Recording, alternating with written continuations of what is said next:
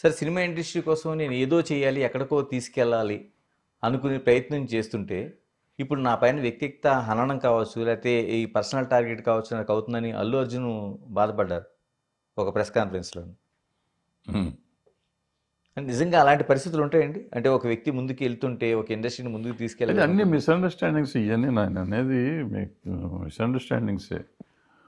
ఆయన అనుకోవటం కరెక్ట్ కాదు, ఆయన అనుకోవటం ఏది కరెక్ట్ కాదు. ఇప్పుడు వ్యక్తిగతంగా ఆయన, నేను నిన్న చెప్పాను, నా వీడియోలో కూడా చెప్పాను, ఆయన చెప్పింది నేను ఇందాక చెప్పినట్టు ఇవాళ రామారావు గారి సినిమాలు చెప్తే 100 సినిమాలు చెప్పొచ్చు. 100 100 300 300 చేశారు, 200 చేసినట్టున్నారు ఆయన. అందులో ఒక 15 20 30 సినిమాల పేర్లు చెప్పొచ్చు మనం, ఆయన అద్భుతమైన పెర్ఫార్మెన్స్ చేశాను. నాగేశ్వర గారు 100 సినిమాల పైన ఉంటే ఆయనకి చెప్పొచ్చు. కృష్ణ గారికి కూడా 2-3 సినిమాలు చెప్పొచ్చు. సోహన్ బాబు గారికి 3-4 చెప్పొచ్చు. చిరంజీవి గారికి స్వయం కృషి లాంటివి చెప్పొచ్చు. బాలకృష్ణ గారికి కొన్ని చెప్పొచ్చు. వీళ్ళకి వచ్చేటప్పటికి ఏం సినిమాలు చెప్తాం? కరెక్ట్. నువ్వు వేసిన వేరియేషన్ ఎక్కడ ఉంటాను? అఫ్కోర్స్ పాపం అల్లు అర్జున్ అనే అతను కానీ, ఎన్టీఆర్ అనే ఆయన కానీ చాలా కష్టపడతారు ఆర్టిస్టులుగా. ఆ సినిమాలో కథ ఏముంది అనేది దానికంటే వీళ్ళు ఆ క్యారెక్టర్ని నిలబెట్టుకోవటానికి వీళ్ళు నిజంగా చాలా కష్టపడి వాళ్ళు ఈ స్టేజ్కి వచ్చారు వాళ్ళు. అయితే దానివల్ల మనకు వచ్చేదేం లేదు. ఇవాళ భారతదేశంలో ఎన్టీ రామారావు గారిని ఇవాళకి మర్చిపోకుండా అంటే ఆయన పెర్ఫార్మెన్సెస్ వల్ల. కరెక్ట్. ఆయన పోయి ఆల్రెడీ 30 ఏళ్ళు అయిపోలా, అయిపోయింది. 30 ఏళ్ళకి కూడా ఇంకా ఆయన గురించే మాట్లాడుతున్నాం, ఆయన పెర్ఫార్మెన్స్ గురించి మాట్లాడుతున్నాం. అంటే ఆ సినిమాలు లెవెల్కి ఎక్కడికి వెళ్తున్నాం? ఆ సినిమాల్లో ఉన్న ఇది మంచి కానీ చెడు కానీ ఏదైనా ఎక్కడ ఉంది?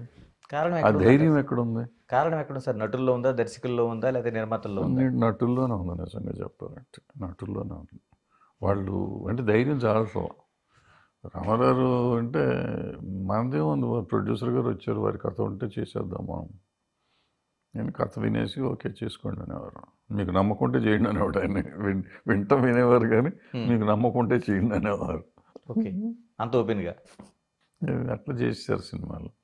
సో వీళ్ళకి అట్ట కాదు, వీళ్ళు నమ్మాలి, వీళ్ళకి ఒప్పుకోవాలి, వీళ్ళ సెక్రటరీలు ఒప్పుకోవాలి, వీళ్ళ పక్కన వాళ్ళు ఒప్పుకోవాలి, ఇంట్లో వాళ్ళు ఒప్పుకోవాలి, ఇంకెవాళ్ళు ఒప్పుకోవాలి. ఇట్లా రకరకాలుగా ఉంటాయి దానికి. ప్లస్ పక్కన టెక్నీషియన్లు అందరూ ఉండాలి, ఊరంతా ఉండాలి, ప్రపంచం అంతా ఉండాలి, ఉంటే వీళ్ళు చేయొచ్చు. దాంతో ఏమవుతుంది, రొటీన్ సినిమాలు వస్తూ ఉంటాయి. ఆ వేరియేషన్ కోసం వీళ్ళు ట్రై చేయరు, ఉన్న దాంట్లో చేద్దామని ట్రై చేస్తూ ఉంటారు. ఏముంటుంది, ఈ జుట్టు తీసి ఇట్టేస్తారు, లేకపోతే ఇటు పక్కేస్తారు. మారిపోయింది, అంతా మార్చేసాం. లేదా గెడ్డం వేస్తారు, గెడ్డం వేసి గెడ్డంలో పెట్టి గెటప్ వచ్చి కొత్త గెటప్. దీనికోసం ఉన్న ఫారినర్ని తెస్తారు, వాడు $1,00,000 తీసుకుని పోతాడు. వాడు ఏమంటే కిట్ కటింగ్ చేశాడు జుట్టు.